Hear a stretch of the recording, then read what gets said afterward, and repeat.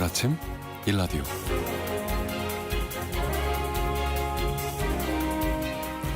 안녕하십니까. 오늘 아침 일라디오 아나운서 정은혜입니다.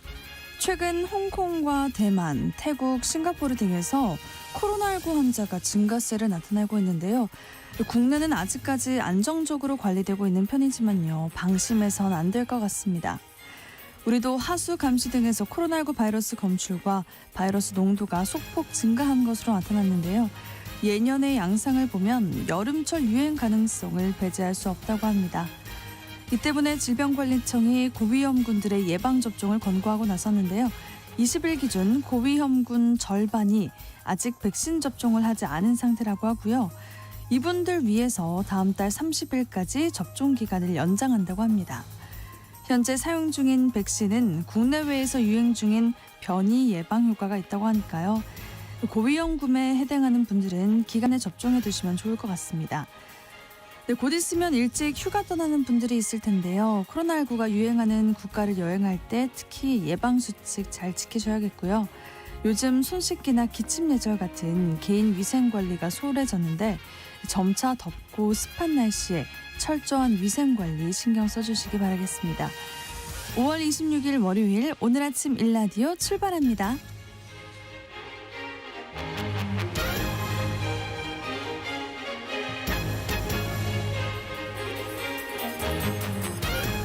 오늘 아침 일라디오 이 시간은 물론 KBS 일라디오의 모든 프로그램은 유튜브 KBS 일라디오 공식 채널이나 모바일 콩 어플리케이션을 통해서 실시간 함께하실 수 있습니다.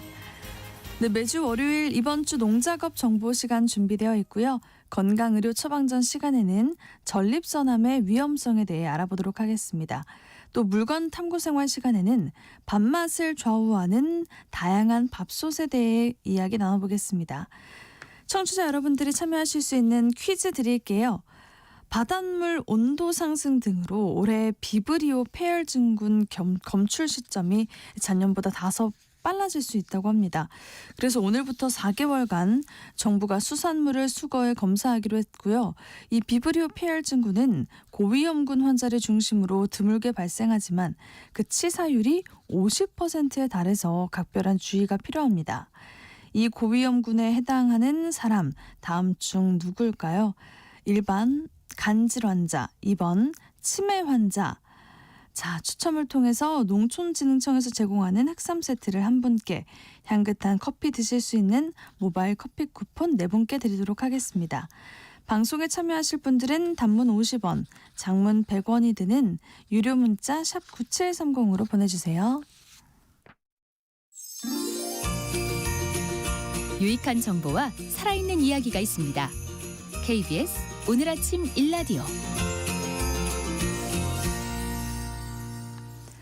이번 주 주요 농업기술과 농작업 정보 살펴보겠습니다.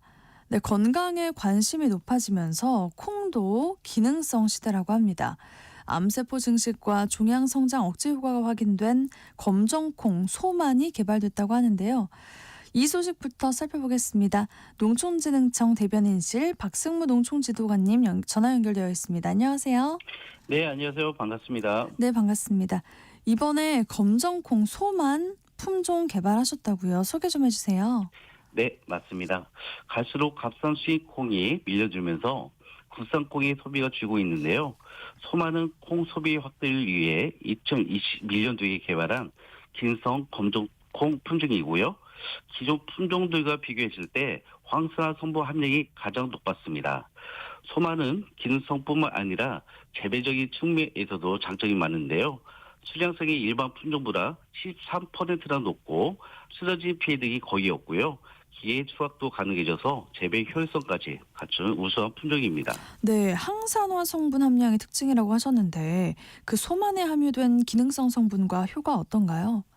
네, 소만은 국내에서 개발된 콩 품종 가운데 황산화 성분이 가장 많이 함유되어 있는데요. 안토시안 함량은 재배종보다 2.8배 높고요. 특히 암 예방 효과가 있는 것으로 알려진 이소플라본 비배당체 함량은 2.9배가 높았습니다.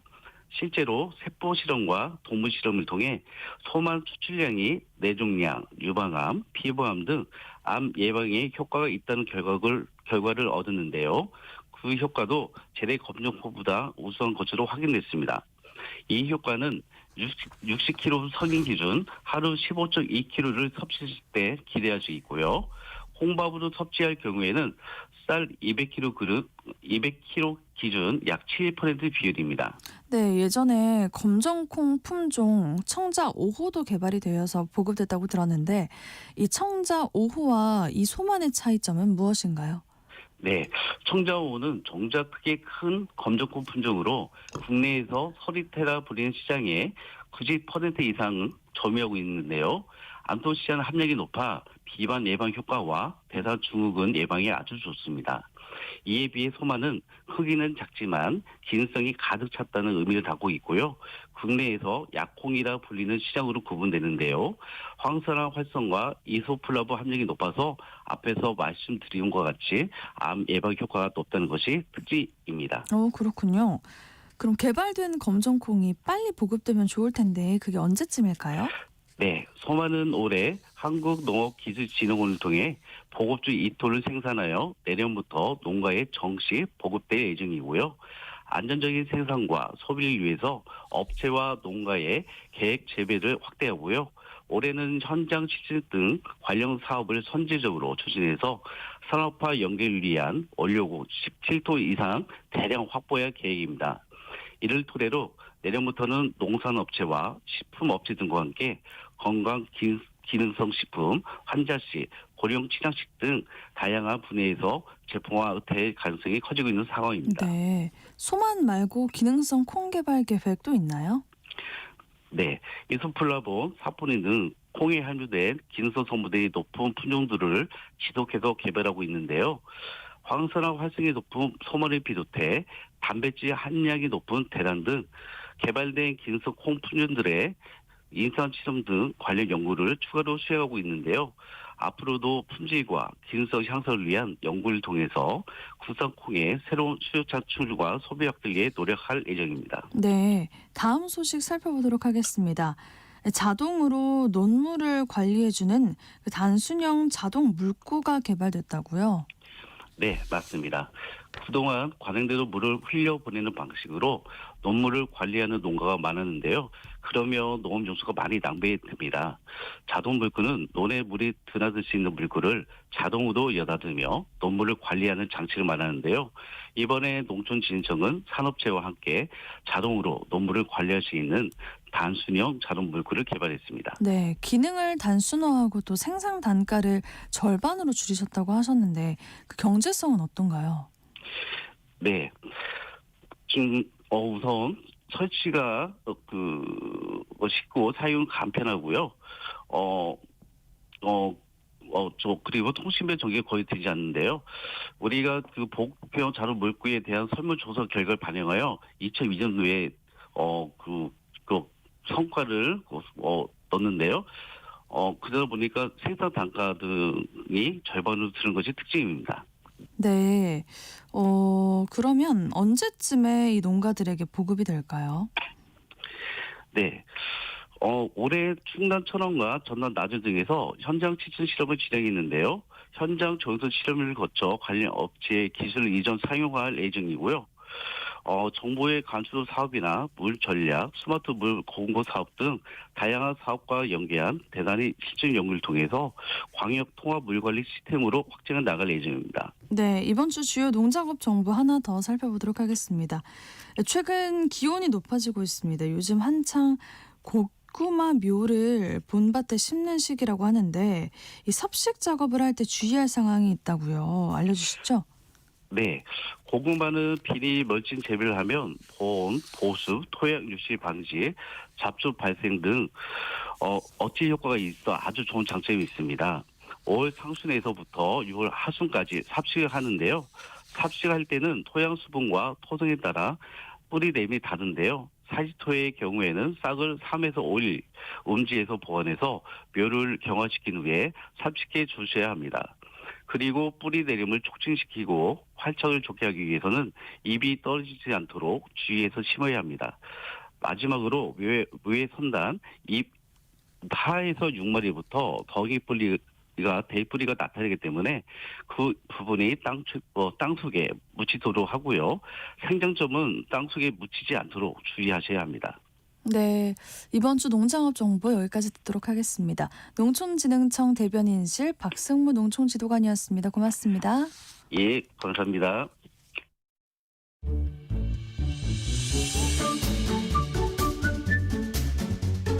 아침을 여는 기분 좋은 습관. KBS 오늘 아침 일라디오. 의료 서비스와 질병에 대한 다양한 이슈와 정보 살펴보겠습니다. 약이 되는 건강의료 처방전 시간. 오늘은 전립선암의 위험에 대해서 살펴보도록 하겠습니다. 박한슬 약사입니다. 안녕하세요. 안녕하십니까. 네, 전립선암 그 위험에 대해서 이야기해 주신다고요. 오늘 준비하신 이유가 따로 있을까요? 좀 엉뚱하다는 생각이 드실 수도 있을 것 같아요. 갑자기 왜 전립선암입니까? 그래서 오늘 제가 이 주제를 고른 이유가 있는데요. 최근 미국에서 이런 소식이 좀 들려왔습니다. 어떤 소식이죠? 그 바이든 전 대통령이 지난 대선 시점에서도 이미 건강이 굉장히 악화된 상태였다. 맞아요. 네, 그런데 이제 그거가 처음에는 그냥 의혹 제기 정도라고 생각을 했는데 이제 그걸 화답하듯이 거의 실제로 전립선암 진단을 받았고 이게 뼈까지도 전이 됐다. 이런 보도까지도 지금 나오고 있거든요. 그 보도가 사실인 건가요? 네, 그건 확인해 봐야 되지만 그쪽에서 정확하게 밝혀주지는 않았지만 아마도 사실인 걸로 추정이 되고 있습니다. 네. 그래서 이제 이러니까 대선을 치를 수 없는 상태에서 무리하게 욕심을 낸 게 아니냐. 그래서 결국은 트럼프한테 정권을 헌납한 게 아니냐. 이런 비판들이 굉장히 나오고 있다고 해요. 네. 근데 한편으로 생각해 보면은 이게 미국 대통령도 피할 수 없는 질병이다. 전립선암은 좀 그렇게도 생각이 돼서 이제 청취자분들께서도 전립선에 대한 이해도도 좀 높이고 또 어떻게 예방할 수 있고 치료할 수 있는지를 이전 기회로 좀 이해하시면 좋을 것 같아서 준비를 해봤고요.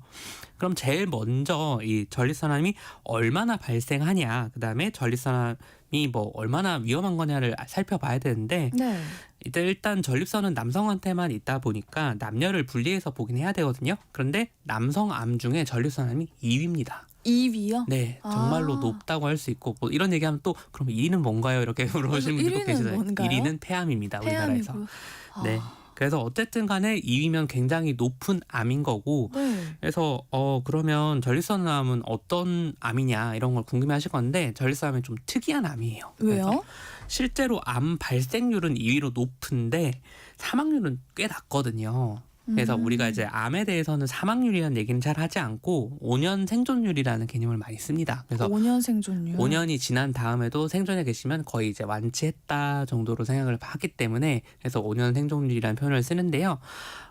보통 우리가 암 중에 제일 무섭다라고 생각하는 암 중에 하나가 췌장암일 것 같아요. 네. 발견도 늦고 그다음에 치료도 어려운. 그래서 췌장암은 보통 5년 생존율이 한 15% 정도 됩니다. 그러니까 85%의 환자분들이 이제 진단 후부터 5년 뒤에는 거의 사망하신 이런 좀 무서운 암이라고 할 수가 있는데 네. 전립선암은 생존율이 96% 정도 돼요. 그러니까 4%의 환자분들만 사망하실 정도로 비교적 사망률은 좀 낮다라고 할 수가 있는데 이렇게 얘기하면 이제 많이 생기긴 하는데 많이 죽지는 않는다. 그러니까 뭐 별거 아니지 않을까라고 오해를 하실 수도 있는데 네. 전립선암이 특이하다고 말씀드린 게요. 이게 대부분의 전립선암이 굉장히 느리게 자라고 보통은 뭐 70대나 80대 정도의 이런 게 있네요라고 발견을 하기 때문에 그러면 이제 그때 나이에서는 보통은 이걸 적극적으로 치료를 할지 아니면 그냥 조금 더 관찰해 보시죠라고 할지 좀 이렇게 나뉘기도 하거든요. 그냥 그렇죠. 네, 나이가 있으시니까. 네. 근데 이제 젊은 나이에 전립선암이 발견되는 경우에는 이게 참 뼈로 전이가 되는 경우들이 있거든요. 그런 경우에는 생존율이 뚝 떨어지고 삶의 질도 굉장히 나빠질 수가 있는데 이제 바이든 대통령 같은 분들은 이제 이걸 너무 늦게 발견해서 이제 전립선암이 이제 뼈까지 퍼진 걸 수도 있다라는 그런 보도가 나오는 거니까 보통은 괜찮지만 잘못하면 정말 최악으로 치닫는다는 겁니다.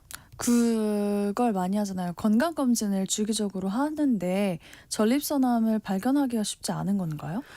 이게 우리나라에서도 그렇고 다른 나라에서도 건강검진 할 때 전립선을 혈액 검사를 통해서도 검사를 할 수가 있기는 합니다. 네. 그런데 다른 나라들 주요 선진국 중에서는 전립선암 혈액 검사를 국가에서 해주는 경우들이 있는데 우리나라는 국가 검진에 포함되어 있지가 않아요. 아, 그래요? 네, 그러다 보니까 내가 개인 돈 내고 추가적으로 검사해야지 혈액 검사를 받는 거고, 그다음에 이제 직접 이제 수기로 손으로 직접 이제 항문에 손을 넣어가지고 전립선을 확인하는 이런 검사를 하는데 우리나라에서는 잘 안 하죠.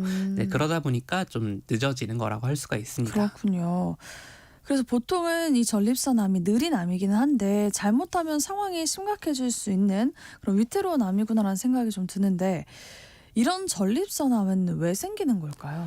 우선 전립선 암이 알려면 이제 전립선이 정확하게 무슨 기관이냐라는 걸 조금 아시면 좋은데, 생식기관이라는 건 아마 많이들 아실 것 같아요. 그런데 전립선에서 만드는 전립선액이 없으면 정자의 활동성이 굉장히 떨어지게 됩니다. 네. 그러다 보니까 이제 정자들이 제대로 활동을 못해서 임신 능력이 좀 떨어지는 이런 문제들이 생기는데, 뭐 이런 곳 역할을 하는 곳이다 보니까 전립선은 남성 호르몬 신호를 받으면 굉장히 잘 발달하는 이런 특성을 갖고 있어요.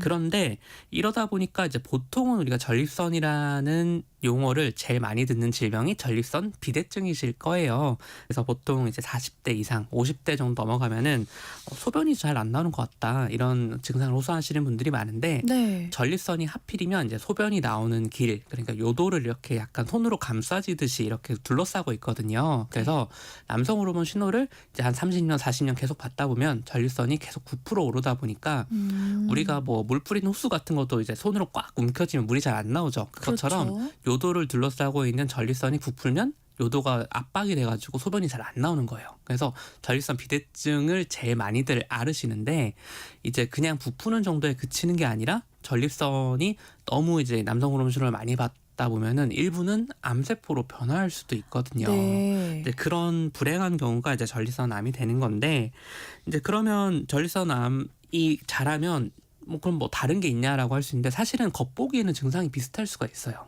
그래서 나이 먹으면 원래 소변 잘 안 나오는 거야, 그냥 그렇게 생각을 하고 있다 보면은 전립선 비대증이겠지 생각을 했는데, 알고 보면은 이게 사실은 암이 암이다. 종양이 너무 커져서 똑같이 압박을 하니까 소변이 잘 안 나오는 걸 수도 있거든요. 그렇군요. 그러면 네. 소변이 좀 안 나온다 싶으면은 빨리 병원에 가서 검사하는 게 가장 네, 중요하겠네요. 그냥 단순히 전립선 비대증이겠거니 하면서 그냥 뭐 좀 불편해서 참지 이렇게 생각하지 마시고 한번 검사를 받아보시는 게 더 좋다고 할 수가 있고요. 그리고 또 다행인 점은, 보통 우리가 암이 발견됐을 때 가장 먼저 하는 것들 중에 하나가 항암 치료라고 많이 들어보셨을 거예요. 네. 항암제를 쓰는. 그런데 전립선암은 이제 다행스러운 점이 이제 남성 호르몬의 자극을 받아야지 잘 자라는 암이거든요. 그러다 보니까 전립선 암 치료를 위해서는 본격적인 항암 치료를 하는 게 아니라 남성 호르몬을 차단하는 약을 사용하면은 이게 효과를 꽤 볼 수가 있습니다. 그래서 이제 남성 호르몬 신호를 못 받으면 전립선암이 자라다가도 이거 뭔가 자라라는 신호가 안 오네라는 이런 상황이 돼서 좀 종양이 축소되는 경우도 있고요. 그다음에 더 발달 안 하고 그냥 가만히 멈춰 있는 상태도 있기 때문에 이런 경우는 뭐 수술로 제거를 한다든지 이런 것도 될 수가 있는데, 참 희한하게도 전립선암 중에 일부는 남성 호르몬 자극이 없어도 자기 혼자 막 자라는 변이를 일으키기도 합니다. 네. 이제 그런 것들이 이제 치료가 좀 어려워지는 암이 되는 거죠. 아, 그렇군요. 그래서 그 전립선이 남성 호르몬을 받아서 자라기 때문에 이거를 억제를 하면 보통 효과가 있는데 일부는 호르몬 약을 먹어도 효과가 없다라는 거네요. 그럼 어떻게 하면 되는 거죠? 그래서 보통 암들은 자기가 기원한 세포의 특성을 많이 따르고 있습니다. 그래서 네. 여기서 벗어날 정도로 변이가 생겼다는 말은 굉장히 좀 위험한 상태라고 할 수가 있는데, 그래서 전립선 암에 대해서 남성 호르몬을 찾아냈는데도 자기 혼자 막 자라더라, 이러면 이제 본격적으로 항암 치료를 해야 됩니다. 그래서 호르몬 차단으로 상대적으로 좀 쉽게 치료할 수 있는 암인데도 이제 좀 까다로운 병이 된다고 할 수가 있는 거고요. 그래서 이거를 좀 용어가 좀 험악하게 들릴 수 있는데 거세 저항성 전립선암이라고 합니다. 그러니까 네. 남성 호르몬을 완벽하게 차단하더라도 자라는 전립선암이라고 해서 이렇게 부르는 거고, 이제 이런 상황이 되면은 보통은 암이 자기가 발생한 부위를 떠나서 다른 부위로 넘어가는 전이가 생기죠. 네. 그래서 이러면 암들이 사실은 자기들마다 좋아하는 부위가 달라요. 전이가 더 잘 되는 부위들이 있는데, 네. 이제 폐암 같은 경우는 이제 불행하게도 뇌로 넘어가는 경우들이 좀 많고요. 그다음에 대장암이나 위암 같은 경우는 간으로 가는 경우들이 좀 많습니다. 그래서 유독 근데 유방암이랑 전립선암은 뼈로 전이가 많이 돼요. 아, 그렇군요. 네, 그래서 다른 암들은 뼈로 가는 경우가 그렇게 많지는 않은데 희한하게 두 종류의 암만 그렇게 뼈로 많이들 가고요.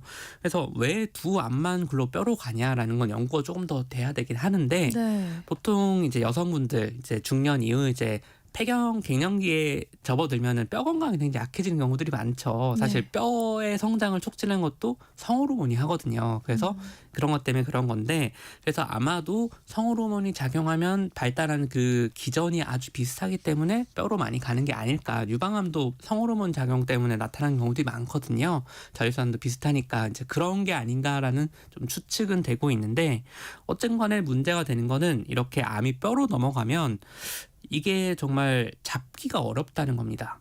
이제 뼈라는 게 그냥 단단한 무생물 같은 부위라고 생각하실 수가 있는데, 사실은 여기도 혈관이 다 연결되어 있고요. 그다음에 골수라고 하죠. 보통 뼈 안에 있는 그런 부위들이 생체 조직이 있기 때문에 네. 여기에 암이 파고들게 되면 좀 쉽게 말해서 암이 먹고 자랄 수 있는 먹거리들이 좀 풍족한, 그래서 내부에서 굉장히 빠르게 좀 늘어날 수가 있어요. 그래서 암이 자라기는 굉장히 좋은 환경인 반면에 아쉽게도 뼈에는 그 순찰을 도는 면역세포가 그렇게 많지는 않습니다. 거기 원래 암이 막 생기는 부위가 아니다 보니까. 그래서 감독하는 사람은 없고 먹을 건 많다. 그러니까 암이 전이된지도 모르고 있다가 확 자라서 이제 뼈가 굉장히 약해지는 상황까지 갈 수가 있거든요. 그래서 네.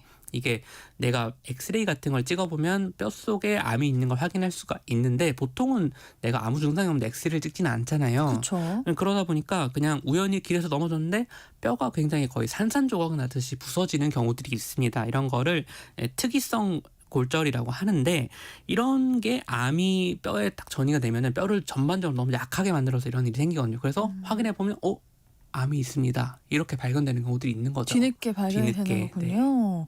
아, 그래서 그 전립선암이 유독 뼈로 많이 가는데 치료가 더 어려운 분이라니까 환자분들이 고통 이만저만이 아니실 것 같습니다.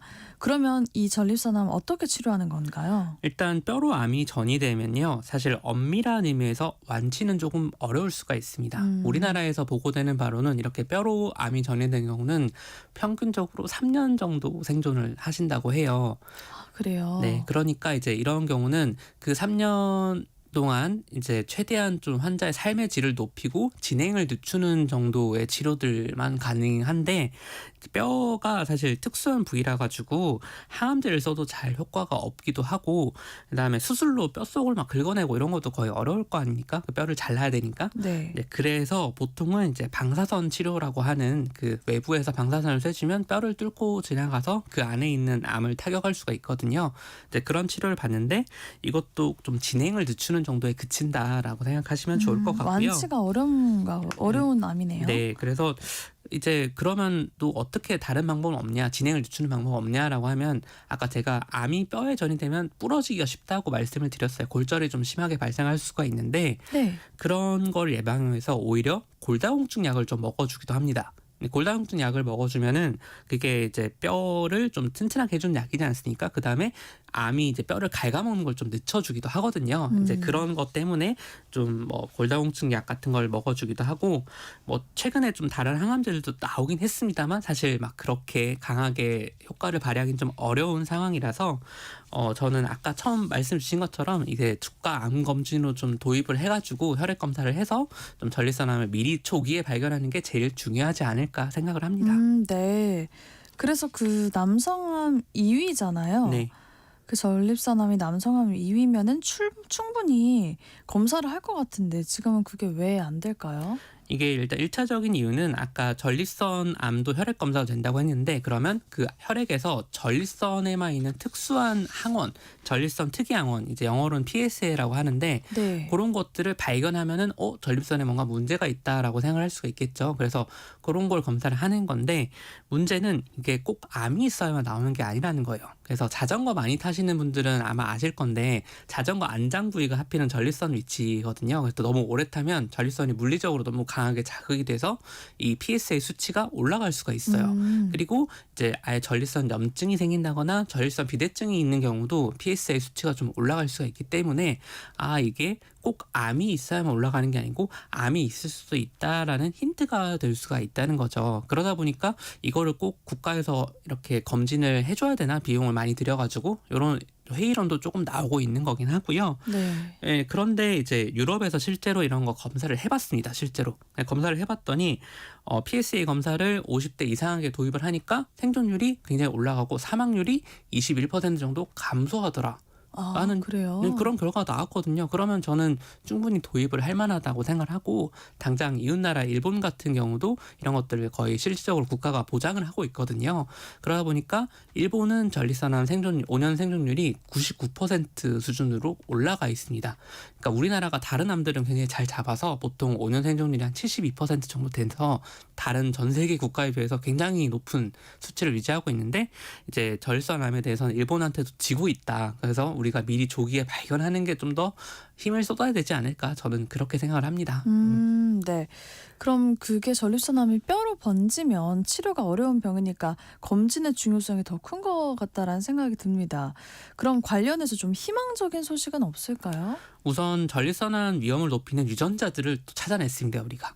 그래요? 네, 그래서 아마 이런 얘기 많이 들어보셨을 거예요. 유방암 위험 유전자를 찾아내면 그래서 미리 처치를 하고 이런 경우가 있다. 네. 그 유전자가 이제 브라카라고 하는 유전자인데요. 이제 아마 헐리우드 여배우 안젤리나 졸리가 그걸 미리 발견해서 미리 수치를 했는데 맞아요. 이제 이게 조금 연구를 하다 보니까 사실은 전립선암 위험도 높이더라라는 게 발견이 돼서요. 이제 남성분들도 이 검사해서 만약에 내가 브라카 유전자가 있다라고 하면은 전립선암 검진을 좀 더 받아보실 필요도 있겠다라는 생각도 들고요. 네. 그다음에 새로운 치료법도 좀 개발이 된 게 있습니다. 이제 중입자 치료라고 해서 수술도 아니고 기존 방사선 치료도 아닌데 이거를 받으면 좀 전립선암 조직을 깔끔하게 좀 제거할 수 있는 우와. 네, 그런 기술도 개발이 됐는데 아직은 국내에 가능한 곳이 몇 군데가 없어서 네, 그런 것들도 새로운 치료법들도 계속 개발이 되고 있다는 것도 좀 좋은 소식이고요. 그다음에 새로운 약도 좀 개발이 되고 있긴 합니다. 그래서 구체적인 약 이름을 언급하기는 조금 그렇지만 이제 최근에 전립선암 신약들이 FDA에서 여러 가지 좀 허가가 받고 있어서 네. 환자들한테도 조금 더 선택권이 넓어지고 있지만 우리나라에 도입되는 건 조금 역시나 걸릴 수는 있겠다. 그래서 특히나 이제 연로하신 아버님들 중에 전립선암 고생하는 분이 많을 건데 이제 수술이든 방사선 치료든 잘 받으셔서 빠르게 회복하실 수 있기를 희망해 보겠습니다. 네. 오늘 건강의료 처방전 시간에는 전립선암에 대해서 알아봤습니다. 박한슬 약사와 함께했습니다. 고맙습니다. 감사합니다.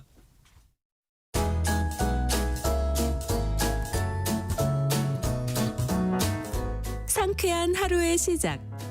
KBS 오늘 아침 일라디오.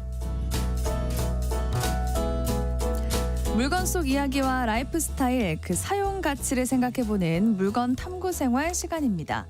오늘은 다양한 밥솥에 대해서 이야기 나눠보도록 하겠습니다. 박찬용 작가님과 함께합니다. 안녕하세요. 안녕하세요. 네, 오늘 물건 이야기 밥솥을 준비하셨네요. 알고 보면 전기밥솥이 한국 특유의 제품이라고요? 그렇습니다. 사실 압력솥 자체의 역사는 우리 생각보다 되게 깁니다. 네. 압력솥은 17세기에 프랑스의 물리학자가 처음 만들었습니다. 물리학자 드니 파팽이 1679년에 발명한 디아제스테르라는 것이 시초입니다. 디아제스테르라고 하면 약간 있어 보이는 말처럼 느껴지는데 영어로 소화제가 다이제스티브입니다. 그래서 네. 라틴어 어원이 같아요. 소화시킨다는 뜻입니다. 아, 그래서 음식이 좀 더 그 소화되기 쉬워진다 이런 뜻일까요? 네네. 고압에서 음식을 익히면 음식이 더 부드러워지겠죠. 그리고 압력이 높아지면은 물에 끓는 점도 높아집니다. 그러니까 서양 요리의 재료들인 고기나 콩 같은 거를 더 부드럽게 익힐 수 있습니다. 그래서 지금도 서양 요리에서의 압력솥은 고기나 콩 요리 아니면은 스튜나 수프의 육수 등을 만드는데 자주 쓰입니다. 이 기술이 점차 발전해서 우리가 지금 보는 전기 압력 밥솥이 됐다고 볼 수 있는데요. 역사적으로 보면 17세기 말에 압력솥이 만들어졌고 20세기 초인 1930년대에 일본의 전기밥솥이 만들어졌습니다. 네. 그 기술이 한국으로 넘어와서 1990년대에 이 전기솥과 압력솥이 합쳐진 전기 압력 밥솥이 만들어진 겁니다. 그렇군요. 네, 전기 압력 밥솥은 기술뿐 아니라 한국 사람들이 추구하는 밥 맛과 연결이 되어 있습니다. 한국 사람들은 가마솥에서 지은 듯한 찰지고 쫀득하고 윤기 있는 밥을 좋아하죠. 그럼요. 네, 그걸 기술로 구현한 게 전기 압력 밥솥이라고 볼 수 있습니다. 요약하면 전기 압력밥솥은 1990년대 이후로 한국에서 계속 발달해서 기능과 디자인이 점점 발전하면서 지금 모습으로 만들어졌다라고 생각하시면 될 것 같습니다. 네. 근데 우리나라와 일본을 좀 비교를 해보면 똑같이 밥을 먹지만 네네. 밥솥은 좀 다르게 발전을 한 것 같아요. 예, 이게 되게 재밌는 부분인데요. 밥솥의 발전 방향은 여담이지만 농업과도 관련이 되어 있습니다. 옆 나라 일본도 말씀 주셨던 쌀 문화권이지만 일본의 전기밥솥의 발전 방향이 조금 다릅니다. 어떻게 달라요? 일본은 밥알이 뭉개지지 않고 고슬고슬하고 윤기가 흐르는, 말하자면 쌀의 맛을 살리는 것을 되게 중요하게 생각합니다. 네. 그래서 압력을 너무 강하게 가하면 밥알이 으깨지거나 찰기가 지나치거나 그래서 원하는 식감이 나오지 않는다라고 보는 경향이 있습니다. 그래서 일본은 압력이 아니라 가열 기능의 섬세한 제어, 내소세 소재, 내 안에 있는 소세 소재, 그리고 코팅 기술, 그리고 쌀의 품종별로 최적화된 취사 프로그램 개발에 더 집중했습니다. 특정 쌀에 맞춘 취사 프로그램이 있는 건데 그러려면 해당 쌀에 대한 이해가 필요하겠죠. 네. 이를 통해서 압력 없이 쌀 특유의 단맛과 윤기를 최대한 끌어내는 기술을 이제 고도화시킨 겁니다. 말하자면 한국도 일본 제품 같은 밥솥을 만들 수 있고 일본도 한국 제품 같은 밥솥을 만들 수 있을 겁니다. 다만 같은 아시아 문화권이면서도 기후와 취향의 차이에 따라서 기술과 제품이 달라집니다. 저는 그런 게 흥미롭습니다. 기술을 그러네요. 뛰어넘는 집단적인 취향이 있다고 볼 수도 있겠습니다. 다 만들 수는 있지만 그 네. 취향에 따라서 기능을 좀 다르게 하는 거네요. 맞습니다. 네, 근데 전기 밥솥이 대략 3만 원대부터 또 60만 원대까지 그 가격 차이가 엄청나게 벌어지는데 밥솥 가격 왜 이렇게 차이가 나는 걸까요? 4가지 변수 정도로 생각해봤습니다. 전기 유무, 압력 유무, 기능, 그리고 디자인과 용량입니다. 네. 일단 전기를 쓰는 밥솥이 조금 더 비싸질 텐데요. 이쪽도 가격 차이가 엄청 많이 납니다. 네, 천차만별이더라고요. 그렇죠. 전기 밥솥의 기본 구조는 커피포트와 크게 다르지 않습니다. 아, 그냥 네. 가열하는 그런 용인가요? 맞습니다. 냄비 아래 열원에서 전기로 열을 가해서 밥을 익히는 게 전기 밥솥의 기본 구조입니다. 네. 그리고 여전히 가장 그렇게 기초적인, 어찌 보면 원시적이라고 표현할 수 있는 구조의 밥솥이 여전히 출시가 되고 있습니다. 그런데 기계적 기능에 따라 가격 차이가 있습니다. 압력 기능이 들어가면 당연히 가격이 비싸집니다. 압력을 가하기 위한 별도의 잠금 장치들이 필요해지거든요. 그래서 일반 솥보다 압력 솥의 가격이 약간 비싼 것처럼 일반 전기밥솥보다 압력 밥솥의 가격이 높아지는 이유입니다. 거기 더해서 요즘의 밥솥들은 솥 아래에서뿐 아니라 솥 큰 측면으로도 가열을 합니다. 그래서 열이 아래뿐 아니라 옆에서도 나오는 거예요. 네. 예, 그런 기계적 기능이 추가되면 자연스럽게 가격도 올라가겠죠. 전자적 기능도 있습니다. 최신형 압력 밥솥은 대단히 기능이 많습니다. 그래서 누룽지, 죽, 이유식, 찜, 발효, 빵 등을 만들 수 있고요. 압력, 무압력 모드를 선택할 수도 있고 음성 안내가 되는 다국어 지원까지 된다고 합니다. 요즘은. 오. 예, 그래서 크게 보면 기계적 성능뿐 아니라 전자적 성능이 더 추가되었다고 볼 수 있습니다. 네. 디자인 역시 마지막으로 무시 못할 요소입니다. 더 비싼 게 더 예쁘다기보다는 새로 나온 상품들은 오늘날의 디자인 기준으로 개발될 테니까 아무래도 예전 제품에 비해 새로운 느낌이 나는 디자인이 만들어집니다. 그렇겠죠. 예. 반면 예전에 나온 제품들은 이미 완성되고 검증된 디자인으로 생산되고 있으니까 굳이 디자인을 크게 바꿀 필요가 없습니다. 그래서 요즘 사람들의 눈으로 보면 약간 레트로한 느낌이 들 수도 있겠습니다. 그런 제품도 요즘 출시가 되고 있습니다. 네. 마지막으로 용량이 있겠습니다. 용량은 크게 설명할 필요 없이 더 크면 더 비싸집니다. 다만 용량에 의한 가격 차이가 그렇게 크지는 않습니다. 밥솥이 2배 커진다고 2배 비싸지는 건 아니라 가지고요. 네. 그렇죠. 네. 뭐 말씀해주신 디자인, 뭐 그런 용량 그런 예. 거는 뭐 생각을 하지 않고 만약에 비싼 밥솥이라고 하면은 결국 전기 유무, 압력 유무 그 차이 기능 유무가 있을 텐데 네. 뭐가 특별하게 다를까요? 일단 압력이 다릅니다. 한국의 주요 전기 압력 밥솥 제조사의 최신 프리미엄 모델들은 주로 2기압이나 2.1기압의 초고압 취사 기능을 강조합니다. 2기압이면 수심 20m에서의 압력과 비슷해지거든요. 네. 물에 끓는 점도 120도로 높아집니다. 그만큼 딱딱한 쌀을 부드럽게 익혀줄 수 있습니다. 참고로 고도가 높아지면 압력이 낮아지고 그래서 비행기에서 먹는 컵라면의 면발이 되게 서걱서걱하거든요. 그렇죠. 맞아요. 예, 그게 고도에 따른 압력 차이 때문입니다. 그렇게 생각하시면 압력이 맛에 주는 영향을 이해하기 쉽습니다. 압력이 높아지면 쌀알 내부까지 수분이 깊숙이 침투되고 네. 전분이 충분히 이제 호화되는 부드러워지는 거라서 찰지고 쫀득한 밥맛이 구현될 수 있습니다. 특히 잡곡이나 현미 등 한국 특유의 단단한 쌀을 불리지 않고도 부드럽게 익히는 데 효과적입니다. 쌀뿐 아니라 고기 등의 찜 요리에도 마찬가지로 효과적이라고 볼 수 있겠습니다. 근데 그 압력솥이 좀 위험하다라는 이야기도 있던데 위험하지 않을까 걱정이 돼요. 그리고 기술적인 부분도 그래서 중요할 것 같은데요. 네, 맞습니다. 그래서 말씀대로 압력이 높아지는 만큼 안전이 중요해집니다. 전기밥솥이 비싸지는 만큼 그만큼 다양한 안전장치가 들어간다고 합니다. 밥을 하기 전에 잠그고 잠그지 않으면 잠그시란 메시지가 나옵니다. 그리고 네. 취사가 시작되면 자동으로 뚜껑이 담겨서 그동안 사용된 뚜껑을 열 수가 없습니다. 그리고 만약에 압력이 너무 높아지면 증기가 배출되면서 압력이 유지됩니다. 증기 배출이 안 되면 소식 말씀대로 폭발할 수도 있거든요. 그런데 압력 조절 장치나 증기 배출구가 막히는 등의 비상 상황이 발생하면 고무 패킹의 특정 부분이 약하게 설계돼 있어 거기서 압력이 한꺼번에 빠지면서 밥솥의 폭발이 방지됩니다. 이런 최후의 비상 안전 장치까지 설계되어 있습니다. 그리고 잔압 제거 기능이라는 게 있어서요. 취사가 끝난 뒤에 바로 뚜껑을 열지 않고 일정 시간 동안 잔여 압력을 자동으로 배출하거나 수동으로 증기 배출 버튼을 누르면 압력이 제거된 뒤에 뚜껑이 열립니다. 그리고 소재가 달라집니다. 그 보통 녹이 슬지 않은 스테인리스 스틸 소재를 쓰는데요. 스테인리스 스틸 소재는 합금이라서 종류가 사실 되게 다양합니다. 고가의 압력솥은 의료기기나 고급 시계에 쓰는 스테인리스 316이라는 소재 내소에 써서 위생에 더욱 신경을 씁니다. 마지막으로 요즘 전기밥솥은 무압력 기능도 있습니다. 사용자의 기호와 필요에 따라서 압력솥으로 쓸 수도 있고 일반 솥으로 쓸 수도 있습니다. 와, 예, 그래요? 그런 게 있습니다. 예.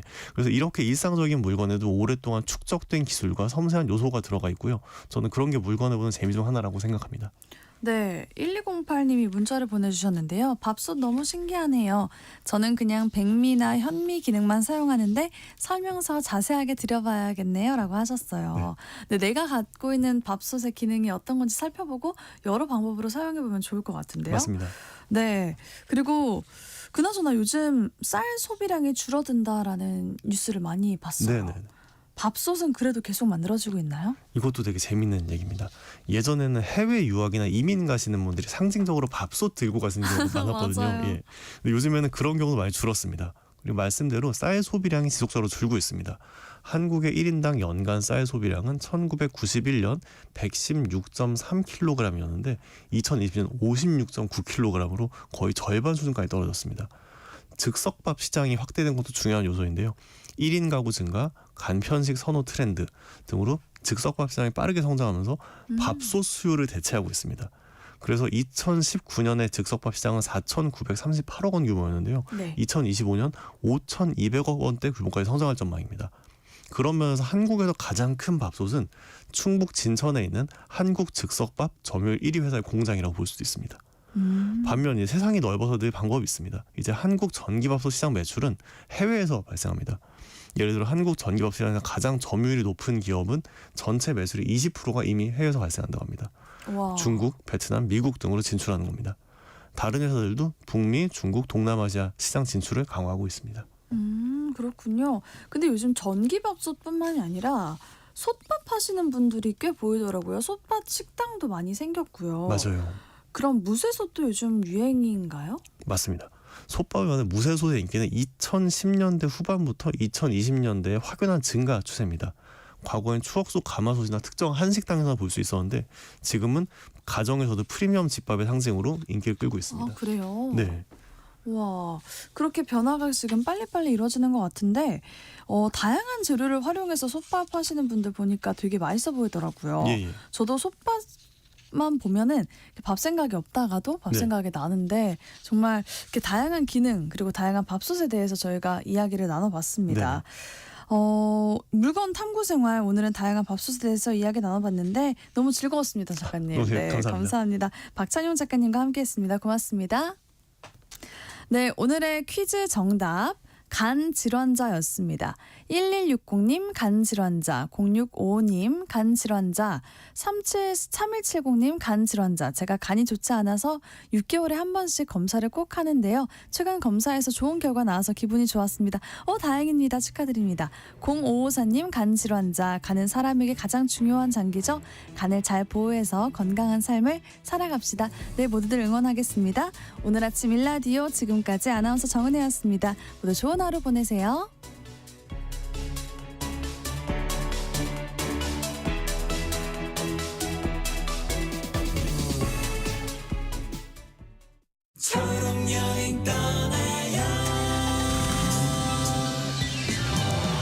결혼 40주년을 맞은 상영 씨는 아내를 위한 깜짝 이벤트를 준비했습니다. 신혼여행지였던 부산을 다시 찾아가 보기로 한 거죠. 이 여행이 가능했던 건 아들